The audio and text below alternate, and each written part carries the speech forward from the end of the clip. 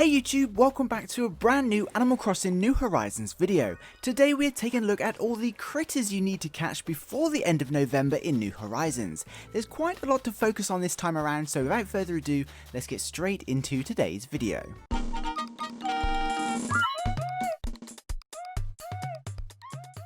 So believe it or not, we are now over 8 months into the release of New Horizons, and as we approach the end of November, we are about to see the third major seasonal change, which brings with it a huge shift in critters that we can encounter around our island.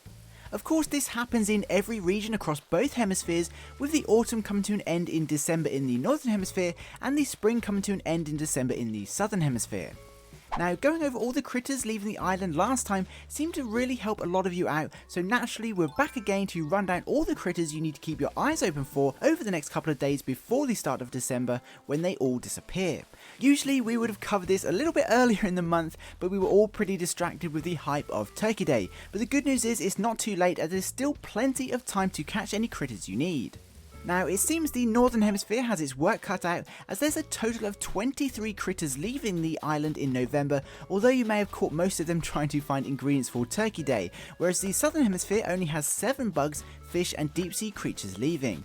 But it makes sense when you think about it, because we're about to head into winter here in the Northern Hemisphere, so naturally there's going to be less creatures around.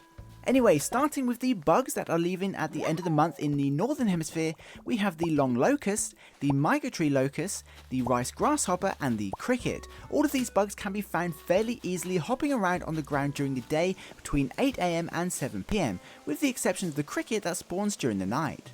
Continuing on with the bugs, we have the mantis and the orchid mantis, both of which can again be found during the day, this time until 5 PM, but the orchid mantis is a bit rarer as it only spawns on white flowers, so if you're having trouble finding one of these, simply plant a few more white flowers and you should easily track one down. We also have the monarch butterfly leaving too, which is super common. I doubt anyone needs to catch one of these, but they can be found flying around between 4 AM and 5 PM. And finally we have the walking stick found on trees, the violin beetle found on tree stumps, and the flea, which is of course found on villagers. These can be found all day, with the exception of the walking stick, which comes out twice a day, once in the early morning between 4 AM and 8 AM, and again in the evening between 5 PM and 7 PM. The most difficult to find is definitely the walking stick. If you're really struggling, you may have to plant some more trees or put some time aside for some serious bug hunting. All of these bugs are leaving for at least 3 or 4 months, with some of them not even returning until the end of summer next year. So if you're looking to complete your Critterpedia app or donate them all to Blathers at the museum, be sure to track down the ones you need while you can. Now, that's a large portion of the critters you need to catch in the Northern Hemisphere, leaving only a few fish and deep sea creatures. But first, players in the Southern Hemisphere have a super easy task this time around, as there's only one bug leaving. The one bug leaving the Southern Hemisphere at the end of the month is the mole cricket. Some people love it and some people hate it. The mole cricket can be found all day underground. It's fairly common, so if you hear it chirping away, simply dig around until you dig it up. This creature isn't returning until May next year, so it could be a bit of a wait if you need one, and don't catch it now.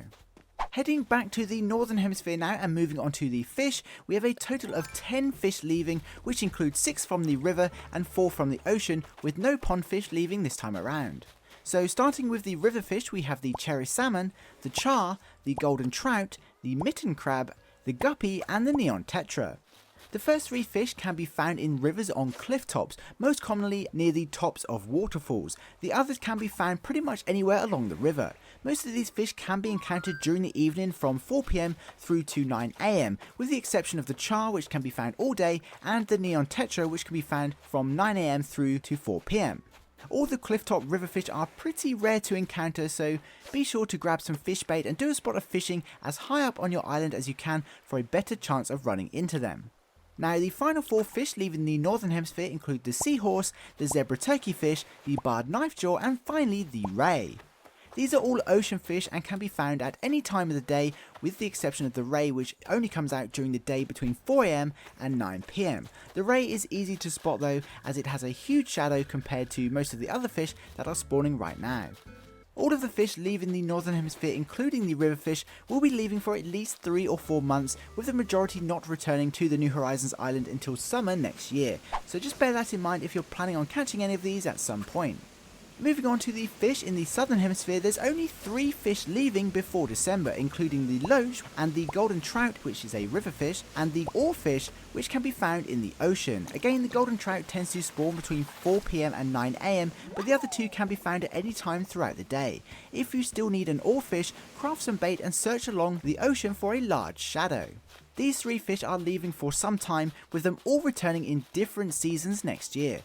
And that's pretty much all the fish leaving in both hemispheres, which just leaves a tiny number of deep sea creatures to catch. Deep sea creatures are probably the most difficult to determine, given they're harder to spot, and by the time you see them, you may as well catch them anyway, plus they spawn far less than bugs, for example. Fortunately, there's only a few leaving in each hemisphere. Starting with the deep sea creatures leaving before December in the northern hemisphere, we have the chambered nautilus, the umbrella octopus, and the gazami crab. These creatures won't be returning until March and June respectively, so if you can, it would be a good idea to catch them over the weekend.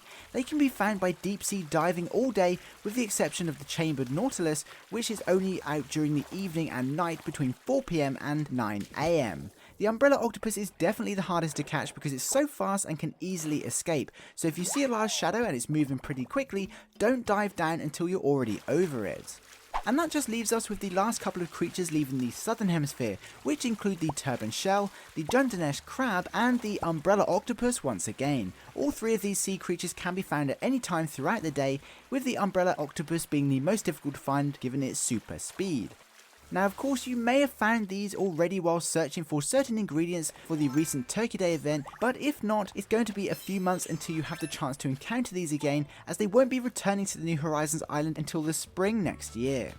And there we have it. That's a total of 23 critters leaving the northern hemisphere and 7 leaving the southern hemisphere. Of course, we're about to see a huge seasonal change as we start to transition into an all new season, so more critters are leaving than usual, especially in the northern hemisphere, so it may be a bit more of a challenge than normal to find them all. But don't worry too much, as they will return eventually, and if you do miss any and you do find you need them, you can always visit a friend's island or someone else's in a different hemisphere. Anyway, it's worth donating one of each of these creatures to Blathers at the museum, as you can work towards unlocking the recipes for the golden tools if you complete it. But what do you think about these critters? Are you up to date with your Critterpedia, or don't you really care for bug hunting anymore? Let us know your thoughts in the comments below. Anyway, for now, that pretty much wraps up this video. If you're an Animal Crossing fan, don't forget to subscribe, as I'm hoping to upload a bunch of new content over the next few weeks leading up to the holidays that I hope you'll enjoy. Until then, I'd like to give a special thank you to this channel's Patreon supporters, as well as this channel's members. You guys absolutely rock and truly help me upload as regularly as I do. I simply couldn't do it without your support. Don't forget to head over to our Discord server too, and of course, if you made it to the end of the video, please comment Critterpedia just to let me know you did. That would be super awesome, and please be sure to include what creatures you find the most difficult to catch. I'd love to know. Anyway, I hope you enjoyed this video and found it entertaining. Please be sure to leave a like if you did. Thanks for watching, I hope you have an amazing day, stay safe, and I'll see you on my next video. Peace.